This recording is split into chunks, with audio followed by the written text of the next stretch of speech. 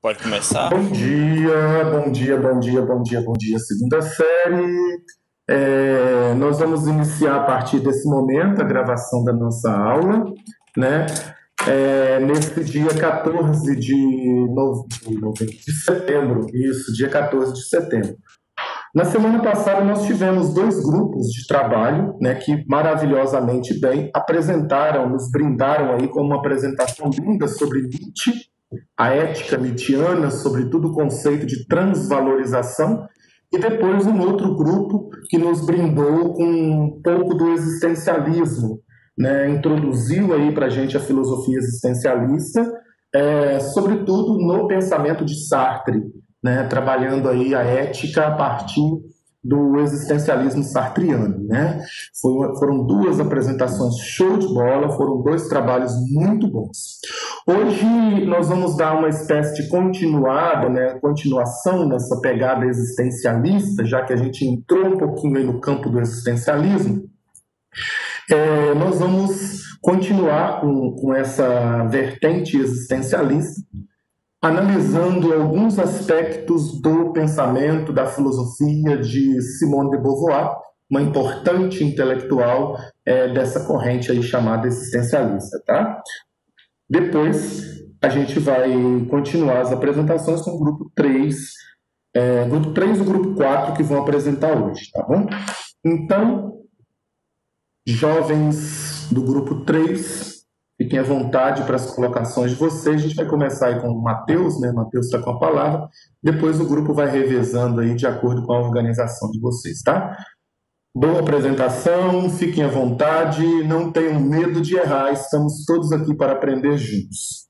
A palavra é sua, Matheus. Tá bom. Simone de Beauvoir, não sei como pronunciar o nome dela, foi uma escritora, filósofa, intelectual, ativista e professora que era integrante do movimento existencialista francês.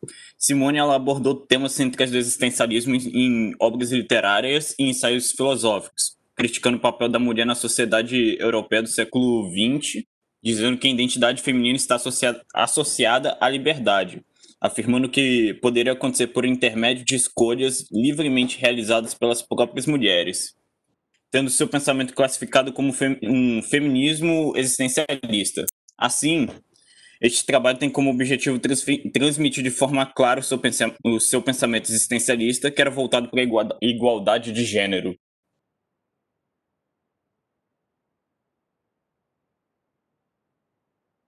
E agora, alguém aí, eu acho que Isabel vai apresentar o desenvolvimento, o pensamento da Simone. Estão me ouvindo? Perfeitamente, pode falar. Tá. Simone de Beauvoir teve uma grande contribuição no campo dos estudos sobre o feminismo e na luta da igualdade de gênero, como o Matheus falou. Aliado a isso, Beauvoir foi adepta da teoria existencialista, onde a liberdade é a principal característica. Na sua obra O Segundo Sexo, Simone aborda sobre o papel da mulher na sociedade e a opressão feminina no mundo dominado pelo homem. O livro foi considerado agressivo e incluído na lista negra do Vaticano.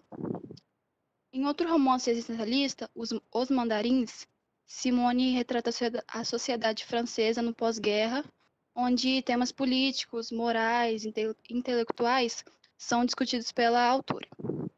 De suas autobiografias, merece destaque a obra Memórias de uma Moça Bem Comportada, onde Simone apresenta relatos reais de sua vida, com foco nos dogmas da igreja e nos comportamentos da sua família burguesa. É, uma das suas ideias mais polêmicas está relacionada ao casamento e à maternidade. Para ela, o casamento é uma instituição problemática e falida da sociedade moderna. E a maternidade é uma espécie de escravidão, onde a mulher abdica de sua vida, tendo a obrigação de casar, procriar e cuidar da casa. Sendo assim, para Simone, a mulher deve ter autonomia. Agora a Nalanda vai falar.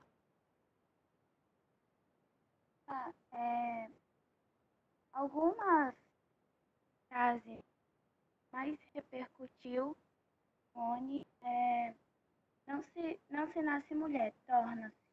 E uma outra que eu peguei que eu achei interessante é nenhum destino biológico, físico, econômico define a forma que a fêmea humana assume o seio da sociedade.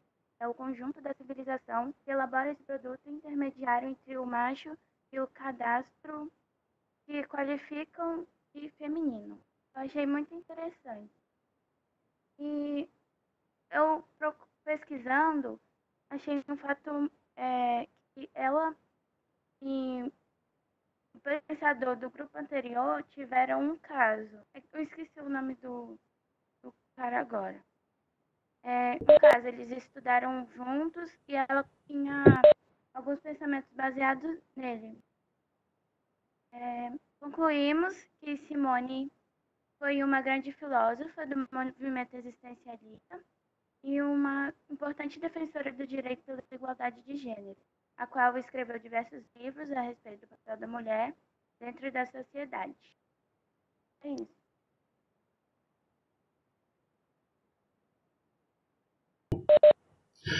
Mais alguém do grupo? Não? Cadê O João, ele desapareceu, era para ele falar uma parte aí do trabalho, mas a gente não vê ele desde de manhã, então não sei o que aconteceu com ele. Sumiu do planeta ele? Cadê? João tá aí? Não, né? João sumiu do mapa? Aham. Prontinho? Ótimo. Só isso mesmo? Uhum. Ok. Fernanda, vou parar o compartilhamento aqui, tá? Vou passar a palavra para o outro grupo, depois a gente estabelece aí um diálogo. Chegou sim, Luísa? Tá tudo certinho, tá? Chegou sim. Mas cadê o seu, Fernanda? Você mandou que dia? Peraí.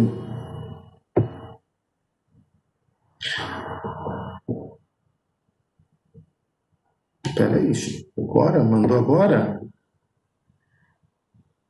Deixa eu dar uma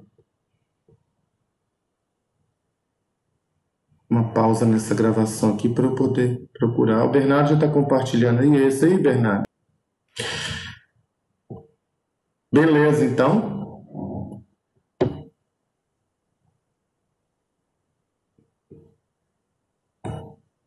Acho que você clicar nessa setinha embaixo aqui, ele amplia, ele aumenta a tela para ficar num tamanho bacana, tá? Dê para todos visualizarem.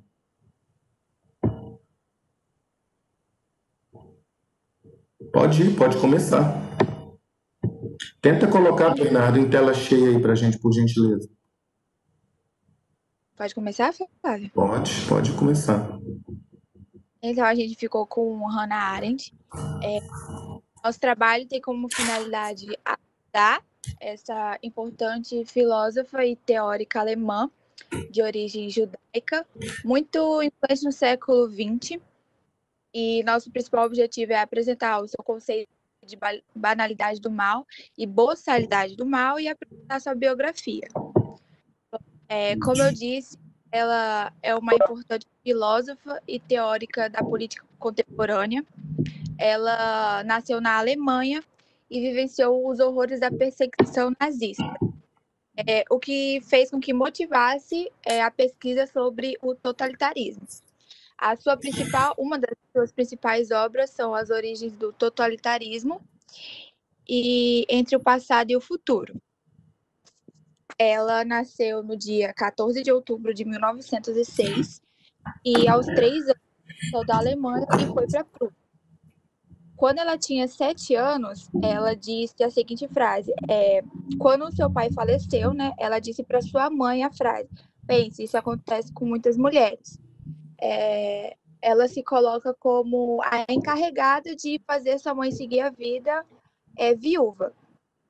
E um pouquinho da sua formação foi que, em 1924, ela ingressou na Universidade de Marburg, acho que é a Em 1926, ela trocou de faculdade por conta de um professor que tinha lá. Em 1928, ela se doutorou em filosofia com os conceitos de Santo Agostinho, que é o conceito de amor. E em 1929, ela ganhou uma bolsa de estudos em Berlim, e foi onde ela conheceu o seu primeiro marido, que se chama Gunther Stern. É uns nomes bem estranhos, mas a gente releva, entendeu? Presa, ela passou por uma praga e pegou genebra. E foi quando, anos depois, ela chegou em Paris e ficou por 6 anos lá. Ela cuidava de crianças que chegavam lá e essa era a sua função. Em 1940, ela se casou novamente e em 1975 ela faleceu. Tá me ouvindo? Eu não tô vendo nada. Tá não? Perfeito, então Tá. sim. É porque eu tava tentando entrar pelo computador, mas o microfone não tava funcionando. Mas ok, vamos lá. Tudo aí, vai lá. Eu vou falar um pouquinho as obras. Em 1951, ela se naturalizou americana e nesse mesmo ano publicou A Origem do Totalitarismo. Foi uma obra que ficou conhecida e respeitada pelos intelectuais. Na obra dividida em antissemitismo, imperialismo e totalitarismo, ela procurou analisar de modo que se forjou na Europa uma verdadeira máquina de destruição, capaz de levar ao horror do Holocausto. Já em 1963, ela publicou, acho que é Eichmann em Jerusalém, que nasceu de uma série de artigos publicados na revista de The New Worker. Na obra, Hannah trata do julgamento do oficial da Alemanha nazista, que entrou para a história como administrador da solução final, o extermínio sistemático dos judeus na Segunda Guerra Mundial. Ela entrou numa polêmica, a Hannah ela entrou numa polêmica que retratou o nazista não como uma encarnação de maldade, mas foi como um mero burocrata preocupado em subir na carreira e inconsciente da dimensão psicopata de seus atos, causou polêmicas e acabou sendo isolada até mesmo pelos seus amigos. Os amigos dela estavam isolando ela e tudo mais. E ela lançou um livro, e nesse livro nasceu a expressão banalidade do mal. Na obra, ela defende que o mal não é uma força metafísica maior que a vida cotidiana, e sim que existe por questões políticas e históricas. Aí, em 1963, a Hannah Arendt ela passa a lecionar na Universidade de Chicago. Ela permanece lá até 1967. E nesse mesmo ano ela se mudou para Nova York e foi contratada pela New School for Social Research, que permaneceu lá até 1975. Aí a última obra dela que ela lançou foi publicada após a morte dela, que foi A Vida do Espírito. E a Hannah ela faleceu em Nova York, nos Estados Unidos, no dia 4 de dezembro de 1975. Ela fez um filme, tem um filme de Hannah Arendt, que foi lançado em 2012, foi dirigido por Margaret von Trotta, e a filósofa foi interpretada por Barbara Sukowa. O filme ele retrata exatamente o período em que Hannah ela se ofereceu para escrever artigos sobre o julgamento de Eichmann, o oficial nazista, para a revista de The New Worker. E ela fez umas frases também, tem algumas frases, eu vou falar duas, a Fernanda depois vai falar mais duas. A frase tem uma que é: uma experiência vivida inteiramente em público, na presença de outros, torna-se, como diríamos, superficial. E a outra é: toda dor pode ser suportada se sobre ela puder ser contada uma história. As outras duas frases são que a escola não é de modo algum o mundo, nem deve ser tomada como tal. É antes a instituição que se interpõe entre o mundo e o domínio privado do lar. E a outra frase é: em nome de interesses pessoais, muitos abdicam do pensamento crítico, engolem abusos e sorriem para quem desprezam. Abdicar de pensar também é crime. Estão me escutando? Alice? Perfeito, Alice. Bom, Perfeito. tá. Na Segunda Guerra Mundial, em que o genocídio de milhões de pessoas trouxe à tona o problema da maldade humana, Hannah Arendt refletiu a respeito do assunto e cunhou a expressão banalidade do mal, que, no caso, é a ausência do pensamento crítico, reflexivo. A maldade pode surgir e ser tratada de forma banal, apesar de seus efeitos devastadores. Bom, o mal torna-se banal quando um membro de uma organização, seja ela política, empresarial ou mesmo não lucrativa, separa os seus valores éticos individuais do comportamento duvidoso, assumindo sistematicamente pela organização com qual é cúmplice. Bom, o mal se torna igualmente banal quando julgamos o indivíduo de forma diferente, seguindo uma ordem ou fazendo mesmo seu próprio trabalho. Essa reflexão de Hannah Arendt teve como ponto de partida as análises testemunhais do julgamento de Adolf Otto Eichmann. Eu não sei se é assim que se fala, mas ele era o chefe da seção dos assuntos judeus do Departamento de Segurança alemão. E ele foi julgado por enviar centenas de milhares de judeus para a morte nos campos de concentração nazistas. E ele morreu em 1962.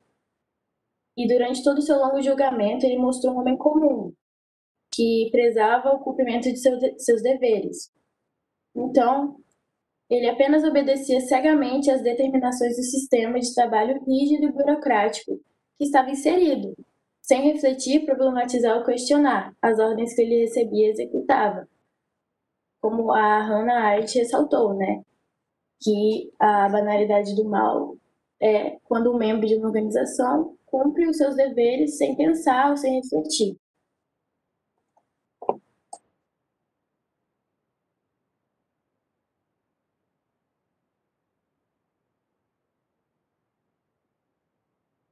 Então, quando você abre mão do seu pensamento crítico, você está banalizando o mal, porque a gente não pode simplesmente fazer alguma coisa sem pensar nas consequências dos nossos atos para a gente e para as outras pessoas também. E agora eu vou falar sobre a boçalidade do mal, que é gerada pelas redes sociais, onde as pessoas expõem seus preconceitos e ódios e os justificam como liberdade de expressão. Isso é um conceito que foi criado, assim, teve uma licença poética em cima do nome de banalidade do mal para poder explicar esse conceito.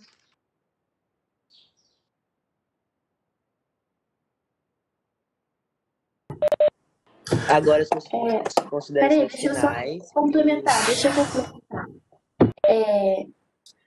Só queria deixar claro também que a normalização do mal atingiu proporções tais que é legítimo afirmar que, mesmo individualmente, é um problema sério a ser resolvido a nível ético. E ele é muito grave, porque além de você pensar em você mesmo, fazendo essas atitudes, você não pensa no próximo. Você está num espaço aberto e tem muitos problemas políticos e religiosos que estão no meio também. E a ética não é apenas uma questão de consciência individual, também uma questão de sustentabilidade, como o pensamento coletivo. E segundo a Hannah Arendt, o seu exemplo servia para demonstrar que ações cruéis e violentas podem ser cometidas por seres humanos comuns, quando eles deixam de exercer a capacidade de pensar, ignorando as consequências e as implicações éticas de seus atos. Abrindo mão do pensamento é banalizar o mal, apenas de seus graves efeitos sobre as pessoas.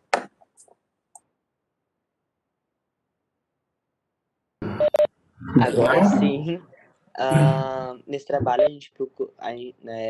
nós procuramos dar a conhecer as teorias éticas modernas e contemporâneas de Hannah Arendt, filósofa alemã, uma das mais influentes do século XX. Ela nos leva a pensar e refletir sobre nossa capacidade de pensar e analisar sobre as implicações éticas das nossas ações. Ok? Show de bola! Muito bem, muito bem, muito bem, muito bem. Dois grupos, então, apresentaram, né, duas filósofas. Hoje, o time feminino aí da filosofia, né, as apresentações acerca de Beauvoir e de Hannah Arendt, né, as duas importantes, brilhantes intelectuais, brilhantes filósofas do século XX, final do XIX ali, 20, onde as ideias dessas grandes, importantes mulheres foram desenvolvidas.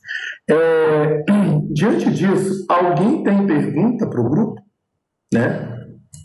Todos os integrantes do grupo, exceto o João não apareceu, depois a gente vai verificar o que houve, exceto o João, todos os integrantes do grupo falaram, tiveram participação. Alguém da sala tem algum comentário, alguma pergunta para eles? Pode fazer pergunta, tá, gente? Quando você faz uma pergunta lá, você ganha ponto também. Alguém do grupo, alguma pergunta, algum comentário, algum elogio? Não? Alguém do grupo 3 tem pergunta para o grupo 4 e vice-versa? Eles não combinaram isso não, né? Combinaram de ninguém fazer pergunta para ninguém para não ser perguntado. Tudo certo? Não? Tudo certo? Tem alguém do lado de lá, gente? É no seu grupo que está apresentando? Tem alguém aí? Alguém do lado de lá? Do lado de lá? Né? Estão muito quietinho. Risa está aí, Risa. E aí, Risa? Vamos aí, Gabi apareceu lá. Gabi, que eu chamo de Joyce, eu não sei porquê, né? De onde eu tirei isso, mas tudo bem. Luísa está ali. Fechou, então. Então, vamos lá. Meninos, vejam só. Nós tivemos outras duas brilhantes apresentações. Só vou pontuar aqui, nesses minutos que nos faltam, que nos restam, alguns elementos que os grupos já trouxeram, né? Acho que da parte do ponto de vista do conteúdo, de apresentação do conteúdo, as apresentações ficaram bem completas, né, porque trouxeram os elementos essenciais. É claro que sempre tem coisas que a gente poderia desenvolver melhor, mas isso é processo de aprendizado. Isso é processo de aprendizado. Todo processo de aprendizado, quando você vai revisar, você fala assim, poxa, eu podia ter explorado melhor esse ponto, ter explorado melhor aquilo, outro. Mas, assim, no aspecto geral, acho que as apresentações contemplaram a proposta do trabalho, que residia em dois aspectos básicos. Primeiro, uma rápida biografia do pensador ou da pensadora, no caso hoje, né? E depois trazer alguns aspectos da teoria dessas pensadoras, enfocando o caráter ético, né? Enfocando o aspecto ético, que é o eixo norteador das nossas discussões nessas aulas, correto? Então, vamos lá. O grupo 3 apresenta a Simone de Beauvoir como uma representante do existencialismo. Tá? Perfeito. Colocação mais que correta. Lembrando que o existencialismo foi uma corrente filosófica que desenvolve na Europa no finalzinho ali do século XIX e século XX. Né, as últimas, o apagar das luzes do século XIX, e mais precisamente as primeiras décadas aí, a primeira metade, né, do século XX, nós temos aí o alvorecer, o desenvolvimento dessa filosofia denominada existencialismo, que, de certa forma, no senso comum, grosso modo dizendo, é uma filosofia da existência. É uma filosofia que se propõe, que procura pensar a existência humana na sua concretude, né? Que procura pensar o homem concreto, a existência do humano concreto. O existencialismo, o grupo passado, né, o grupo da Luísa mencionou isso, segundo as minhas anotações de agenda. O existencialismo se desenvolveu em dois grandes ramos, né? Uma vertente cristã religiosa do existencialismo, Søren Kierkegaard, o grupo inclusive fez referência a Søren Kierkegaard, um filósofo dinamarquês, outro, Gabriel Marcel, por exemplo, que é um filósofo italiano. Esses caras tentaram buscar o sentido da existência humana em Deus. Deus é o sentido da existência humana, é o sentido do existir humano. A vertente cristã, né, a vertente religiosa do existencialismo. E uma outra vertente do existencialismo foi o chamado existencialismo ateu. Assim ficou conhecido, né, o chamado existencialismo ateu, que se desenvolveu a partir da filosofia de Sartre, o pensamento de Sartre, depois Simone de Beauvoir, Heidegger e Hannah Arendt também tem um pouco dessa pegada existencialista. Né, esse chamado existencialismo ateu tenta encontrar o sentido da existência na própria existência. Né? Tanto que uma frase importante do Sartre, que o grupo da Luísa referiu na semana passada, dá conta de que a existência precede a essência. Ou seja, não há uma essência anterior no homem e não há uma essência posterior no homem. A essência, se é que a gente pode falar de uma essência, né, o existencialismo não gosta muito dessa palavra, está dentro aí da própria existência. Existir é o que nos resta, né? Existir é o que está dado para nós. Não tem um antes, não tem um depois. Antes de estarmos aqui, depois de estarmos aqui, é apenas uma incógnita, um imponderável sobre o qual nós não temos domínio nem controle. Correto? O grupo falou um pouco disso. A grande temática do existencialismo foi a questão da liberdade. Somos condenados a ser livre. Né? Luísa ou Michele, não sei, mencionou isso na semana passada. Somos condenados, na aula passada, né? Hoje, semana passada, foi feriado, professor, acorda? Nós somos condenados a ser livres. A liberdade, então, para Sartre e para os existencialistas, é o fundamento da ética. Atenção que isso já foi cobrado no Enem algumas vezes, né? A liberdade como fundamento de toda a ética, como fundamento de todos os valores. Sartre foi um dos filósofos que melhor tematizou essa questão da liberdade individual, da responsabilidade individual que nós temos para conosco, para com os outros e para com o mundo.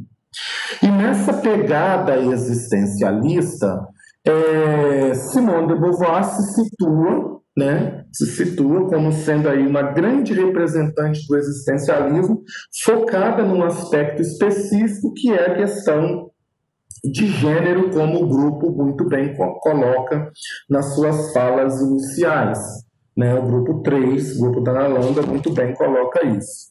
A de Beauvoir, ela começa a analisar o contexto em que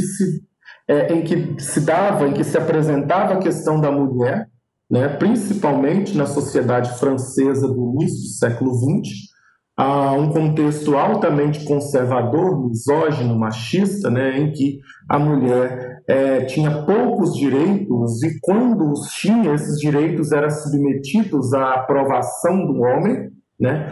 A de Beauvoir, ela começa a analisar esses contextos e ela utiliza a temática da liberdade, muito cara para o existencialismo, e joga essa temática da liberdade na questão de gênero.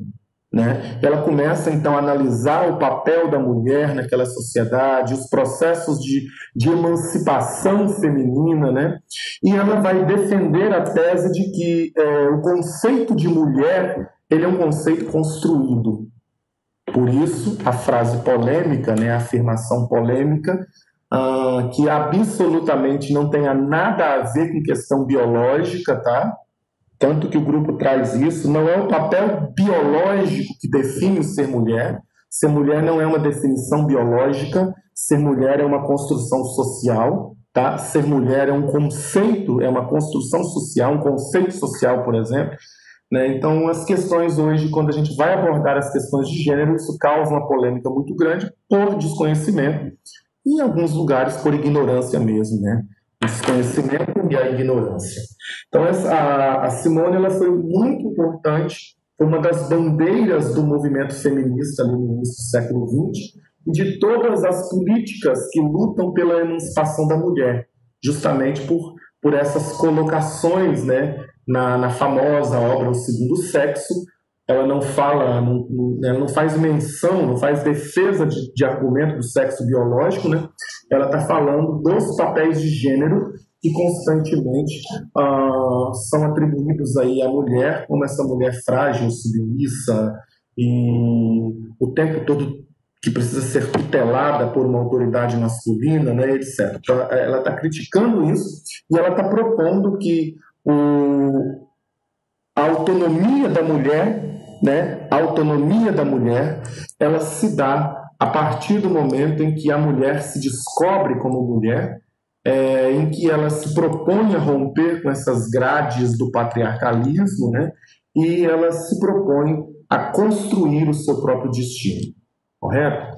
E aí, dois temas polêmicos na obra Segundo Sexo, que é interessante a gente fazer até um estudo mais aprofundado sobre isso, que a mulher não tem obrigação biológica de se casar e de ter filhos. Isso tem que ser uma escolha. Assim como qualquer outra coisa tem que ser uma escolha. Tem uma frase dela bonita, onde ela fala para as mulheres: nada nos subestime, que a liberdade seja a nossa própria substância. É um tema importante aí do movimento existencialista, já com esse olhar para o aspecto feminino da realidade. E o grupo do Bernardo e da Fernanda, Yasmin e Alice, o grupo traz, uma outra feminina, uma outra pensadora importante, que é a Hannah Arendt. Hannah Arendt tem uma história muito interessante, que valeria a pena, né, a gente fazer uma aula só sobre ela. Imaginem vocês, uma mulher judia alemã, né? Tem três componentes aí que naquele contexto eram componentes totalmente assim, desfavoráveis a ela, né? Mulher judia e alemã. E essa mulher judia e alemã, ela se aproxima da filosofia, né? Ela se aproxima do pensamento crítico, do pensamento filosófico. Ela foi podada de todos os lados, tanto que ela fez uma verdadeira saga, né? Ela sai da Alemanha, quase que expulsa de lá, e ela vai para Paris, né? Depois de Paris, ela termina os seus dias numa universidade de Nova York, primeiro como correspondente, né? Depois foi professora, mas primeiro correspondente de um jornal, que o Bernardo se refere aí, o The New York. Esse jornal ele vai cobrir um dos maiores julgamentos da história, que tem um filme belíssimo sobre isso também, Eichmann em Jerusalém, né, o julgamento de Eichmann, e tem outro também, A Solução Final. Essa Solução Final estava na Netflix até um dia desses. São dois filmes maravilhosos que valem a pena vocês assistir, assim como o filme da Hannah também, que é maravilhoso, vale a pena assistir, né? E aí ela vai cobrir esse julgamento, e ao cobrir esse julgamento ela começa a perceber que aquilo que se pintava como o grande carrasco da humanidade nada mais era que um homem comum que só exercia papel burocrático, né? Só exercia papel burocrático. E aí ela cria o conceito banalidade do mal, tá dando aqui no tempo, semana que vem até volta nisso um pouquinho, para dizer que como que o homem comum, quando abdica do pensamento crítico, Alice falou isso muito bem, parabéns, como que o homem comum, quando abdica de pensar, quando abdica do pensamento crítico, ele é capaz de fazer as maiores atrocidades. Quando nós só obedecemos ordem e não pensamos, somos capazes de cometer as maiores atrocidades. Né, Hannah, essa maravilhosa filósofa. Então, semana que vem eu volto um pouquinho nela para ampliar um pouco a discussão, tá? Meus queridos, muito satisfeito com as apresentações de hoje. Parabéns a todos.